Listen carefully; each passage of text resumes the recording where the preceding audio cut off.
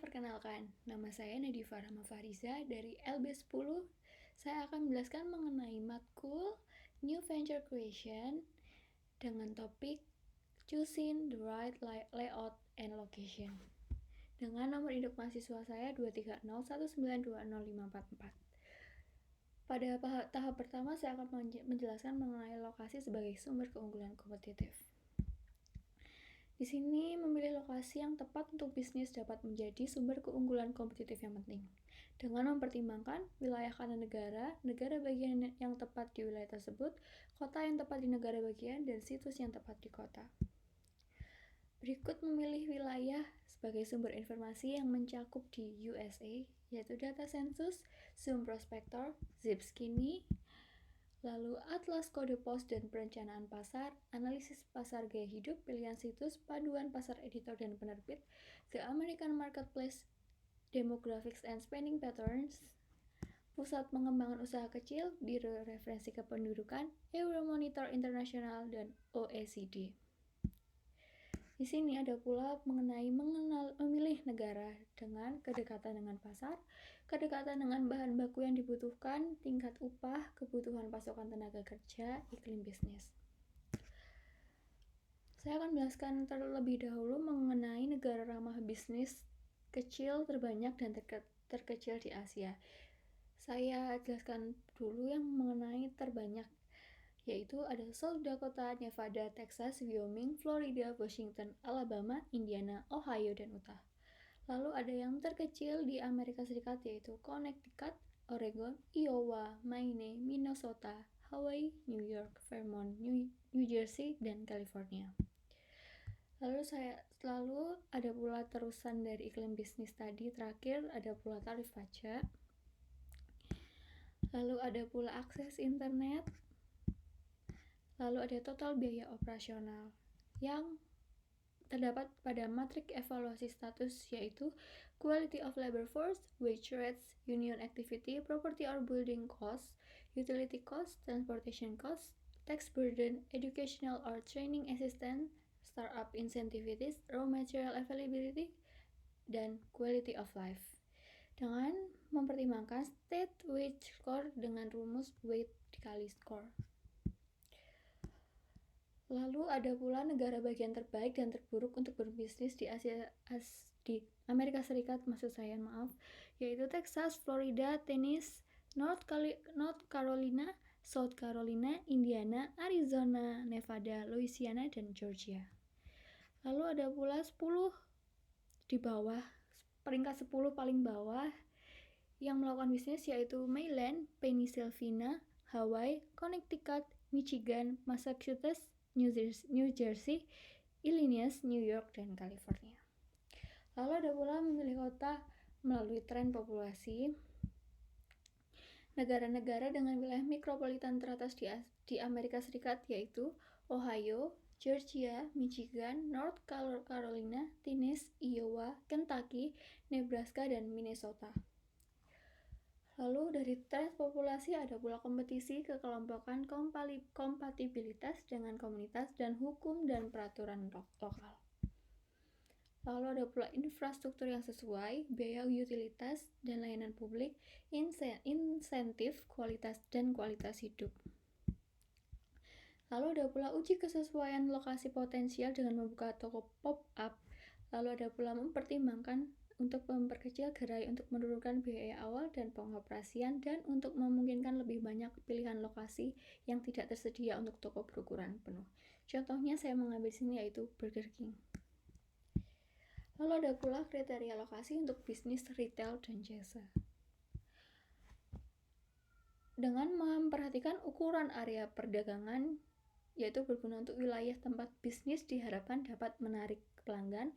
Lalu ada kompatibilitas retail, tingkat persaingan, indeks saturasi retail atau IRS. IRS dikemukakan dengan rumus C, yaitu jumlah pelanggan di area perdagangan dikali RE dibagi RF. RE yaitu kembali pengeluaran eceran sama dengan pengeluaran rata-rata per orang untuk produk di area perdagangan, serta RF yaitu fasilitas retail, yaitu total kaki persegi ruang perjualan yang dialokasikan untuk produk di area perdagangan.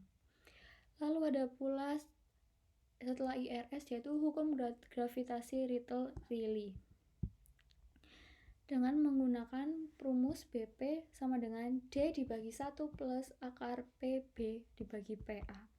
BP di sini yaitu the distance in miles from location A to the breakpoint. D yaitu the distance in miles between location A and B.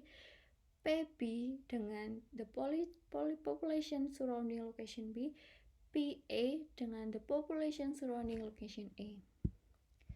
Lalu ada pula kriteria alokasi untuk bisnis retail dan jasa, jaringan transportasi, hambatan fisik dan psikologis, lalu lintas pelanggan, tempat parkir yang memadai, reputasi dan visibilitas. Lalu saya akan menjelaskan pula mengenai opsi lokasi untuk bisnis retail dan jasa, yaitu distrik pusat bisnis atau CBD dan lokasi lingkungan, pusat perbelanjaan dan mall. Di sini pusat perbelanjaan dan mall yaitu pusat perbelanjaan strip yang terkecil dari semua pusat perbelanjaan tetapi merupakan yang terbesar dari semua pusat di Amerika Serikat.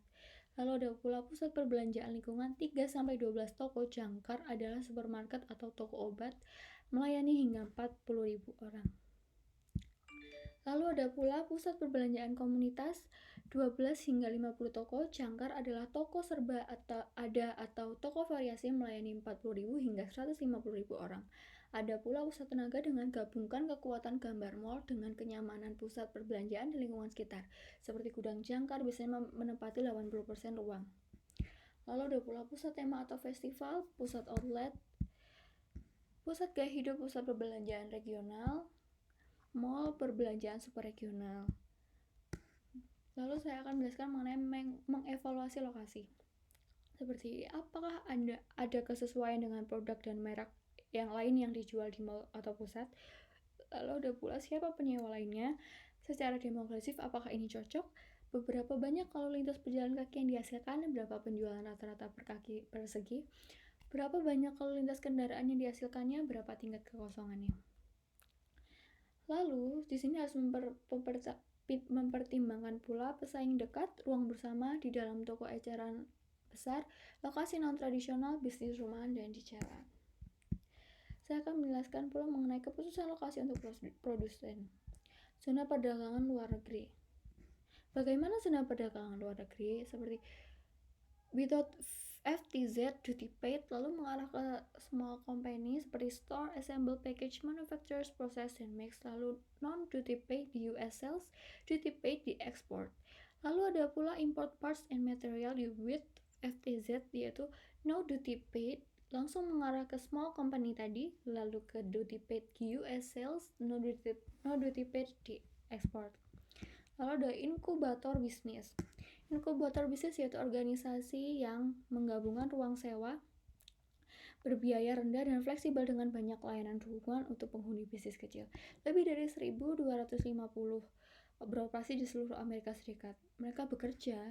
Lalu ada tata letak, yaitu tata letak pengaturan logis dari fasilitas fisik bisnis yang memberikan kontribusi untuk operasi yang efisien, peningkatan produktivitas, dan penjualan yang lebih tinggi.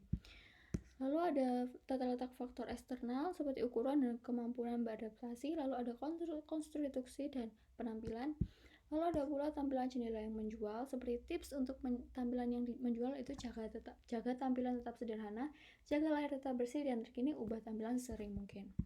Lalu ada pula faktor eksternal yaitu masuk undang-undang penyandang disabilitas, tanda-tanda, dan perhatikan tata bisnis.